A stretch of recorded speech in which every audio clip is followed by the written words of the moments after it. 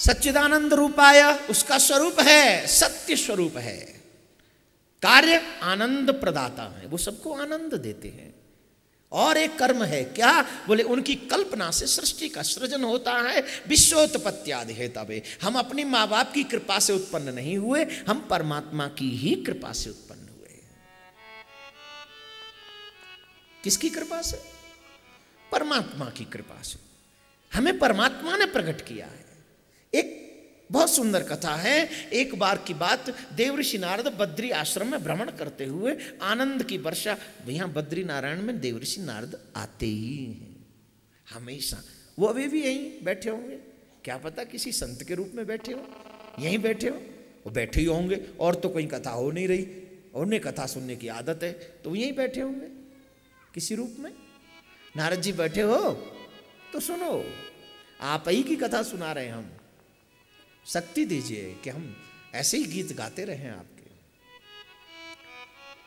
नारद जी महाराज बद्रिका आश्रम से भ्रमण करते हुए हरिद्वार की तरफ गए और गंगा के तट पर जाकर थोड़ी देर बैठकर चर्चा करने लगे अपने मन से। हरिचिंतन, भगवान के गुणों का वो सुंदर वर्णन कर रहे थे। ये कथा प्रारंभ कहां से हुई, ध्यान से सुने। एक समय की बात, श्री कृष्ण द्वारका धाम में अपनी पटरानियों के साथ बैठे हुए थे। अचानक देखा द्वारका में भयंकर हवा चलने लगी, बारिश होने लगी भयंकर। अब सब लोग चिंतित होकर श्री कृष्ण का दर्शन करने लगे, कृष्ण को देखने लगे, क्या हो रहा है ये, क्यों हो रहा है ये। जब भी कोई चिंता मन में आती है तो जीव को सबसे पहले परमात्मा की याद आती है। जब भी तन को कोई कष्ट होता है तो जीव को सबसे पहले माँ याद आती है। कौन याद आती है?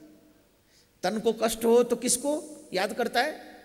और जब कोई बहुत बड़ी विपत्ति हो तब किसकी याद आती है? तन पे कष्ट हो तो माँ की याद, और जब बहुत बड़ा कष्ट हो तो परमात्मा की याद। छोटे मोटे कष्टों में माँ साथ देती है, और बहुत बड़ा कष्ट हो तो परमात्मा साथ देता है, इसलिए उसकी याद करनी पड़ती है। अब तू ये डिसाइड कर कि तेरी प्रॉब्लम माँ के लेवल की है कि परमात्मा के लेवल की है। बोलो। रोग छोटा हो तो छोटे मोटे डॉक्टर से सलाह लो, दवा लो, खत्म करो। और जब रोग बड़ा हो तो सीधे सेट हो जाओ बड़े हॉस्पिटल में जाके, क्योंकि वहाँ बड़े डॉक्टर, मशीन होनी चाहिए, सब सेट होना चाहिए। तो जैसे बड़ा रोग बड़े डॉक्टर कंट्रोल में करते हैं, वैसे ही मेरे भाई बड़े प्रॉब्लम को परमात्मा ही दूर करता है, क्योंकि दुनिया में उससे बड़ा कोई डॉक्टर नहीं है, वही सबसे बड़ा डॉक्टर है, वो सबसे बड़ा बॉस है। ऐसा तेरी हर समस्या का समाधान उसके पास में है, हर समस्या का समाधान है उसके पास। अभी मुझसे भी कुछ समस्याएं गुजर रही हैं, मैं उस समस्या को कह चुका, यहां नहीं कहा मैंने ना, यहां तो मैंने एक ही चीज मैंने कि बैठा हूं बस 8 दिन अच्छे गुणानुवाद गब्बा लिए, और कुछ नहीं। तो सब लोग भगवान श्री कृष्ण को देख रहे थे। यदुवंशी अनेकों रानियां, पटरानियां कृष्ण को देख रहे थे। कृष्ण मंद मंद मुस्कुरा रहे थे। उसी समय नारद जी प्रकट हो गए, और नारद जी ने प्रकट होते एक प्रश्न किया, क्या भगवान आप धन्य हैं? क्या भगवान आप महान हैं? कृष्ण बोले, हां मैं ही धन्य हूं, मैं ही महान हूं। नारद जी जाने लगे। तमाम यदुवंशी बैठे थे। यदुवंशी आश्चर्य में पड़ गए, ये क्या बात हुई? नारद जी आए और प्रश्न किया, क्या आप धन्य हैं, क्या आप महान हैं? भगवान ने जवाब दिया, हां मैं धन्य हूं, मैं महान हूं। ये बात समझ में नहीं आई। सभी यदुवंशियों ने प्रार्थना की, ठाकुर जी कृपा करके जवाब दीजिए ना सरकार, ये क्या हुआ, इस बात का मतलब क्या है? कृष्ण बोले, मैं नहीं जवाब दूंगा, नारद जी आप ही जवाब दीजिए। तो नारद जी कहने लगे, ध्यान से सुनो यदुवंशियों, एक दिन मैं भ्रमण करता हुआ बद्री विशाल पहुंचा, और जब बद्री विशाल पहुंचा तो वहां से भ्रमण करते हुए प्रभु के गीत गाते हुए हरिद्वार पहुंचा। हरिद्वार में मैं गंगा के तट पर बैठकर अपने प्रभु के स्वभाव की चर्चा कर रहा था। उसी समय मैंने एक कछुए को देखा जो बहुत विशाल था। ध्यान से सुनना, क्या पता वो कछुआ हम हो, आप हो, कोई भी हो सकता है। मैंने उस समय उस कछुए को देखा जो बहुत विशाल था। पर्वत जैसा उसका आकार था, बड़ा विशाल। और उस कछुए को जब मैंने देखा तो मैं उसके पास गया और उस पे हाथ फिराने लगा और मैंने उससे कहा, कछुआ तू बड़ा धन्य है, कितना विशाल रूप है तेरा, कितना सुंदर दिख रहा है, बहुत सुंदर है तू, बहुत धन्य है, तू धन्य है। कछुआ बोला, नारद जी मैं धन्य नहीं हूं, मैं बिल्कुल भी धन्य नहीं हूं, मैं धन्य नहीं हूं। धन्य तो मां गंगा है, जो मेरे जैसे अनेक कछुआओं को अपनी गोद में संभाले हुए है, अपनी कोख में संभाले हुए है। मेरे जैसे अनेक कछुआ मां गंगा की गोद में रहते हैं, अनेकों मछलियां गंगा की गोद में, गंगा में भीतर रहते हैं। मुझसे ज्यादा धन्य तो मां भगवती गंगा है। नारद जी मां गंगा को प्रणाम करने लगे। मां आप बहुत धन्य हो, न जाने कितने जीवों का आप पालन पोषण करती हो, कितने जीवों को आप छत्र छाया देती हो, आप धन्य हो।